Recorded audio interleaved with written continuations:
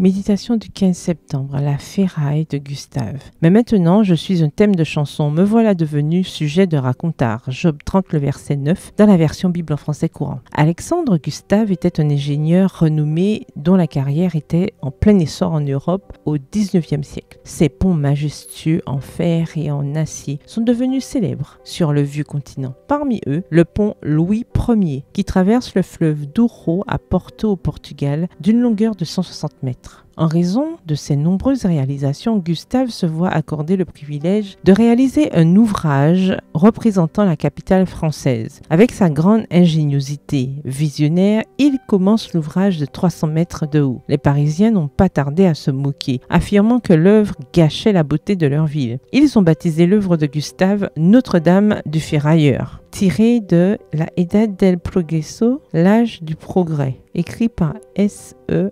Burchell, aux pages 51 à 52. D'éminentes personnalités telles que le compositeur Charles-François Gounod ou le romancier Alexandre Dumas, fils, protestent par écrit contre l'ouvrage d'acier. Un écrivain très indigné, Guy de Maupassant, quitte la ville pour manifester son désaccord avec la structure. Cependant, malgré toutes les moqueries et les actes de non-conformité dont il fait l'objet, Gustave continue à travailler. Enfin, l'ouvrage est prêt et 2 millions de visiteurs à l'escalade dès l'année de son inauguration. La Tour Eiffel, cette gigantesque structure de fer et de métal, conçue et construite par Alexandre Gustave Eiffel, est toujours debout et continue de susciter l'admiration de millions de personnes à travers le monde. Aujourd'hui, l'ingénieur Eiffel est connu comme le père de la construction de fer et d'acier en France. Les moqueries et les commentaires négatifs amènent souvent ceux qui ne sont pas sûrs de leurs objectifs à faiblir et à abandonner. La critique est suivie du découragement et de l'abandon des rêves. Le patriarche Job a lui aussi fait l'objet de moqueries et les rires se sont tus lorsque Dieu l'a rétabli. On s'est peut-être moqué de vous parce que vous croyez au retour de Jésus ou parce que vous croyez en la pureté sexuelle. On s'est peut-être moqué de vous parce que vous ne rendez pas le mal pour le mal ou parce que vous ne mangez pas ou ne buvez pas certains aliments ou boissons. La bonne nouvelle, c'est que Dieu récompensera votre engagement et votre fidélité et fera honte à nos détracteurs. En attendant, luttez pour vos rêves, travaillez pour vos objectifs, efforcez-vous d'atteindre vos idéaux et Dieu vous donnera la victoire. PS, heureuse du succès assuré en Christ. Bonne journée, que l'Éternel vous bénisse.